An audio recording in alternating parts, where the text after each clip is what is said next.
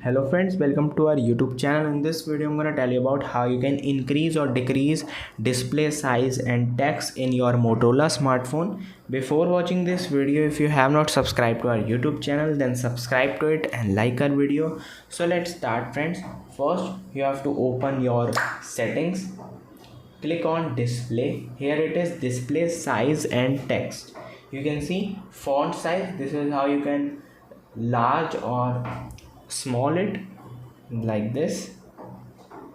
And if you want bigger size of display, you can see you can. And if you want bold text, just click on bold text.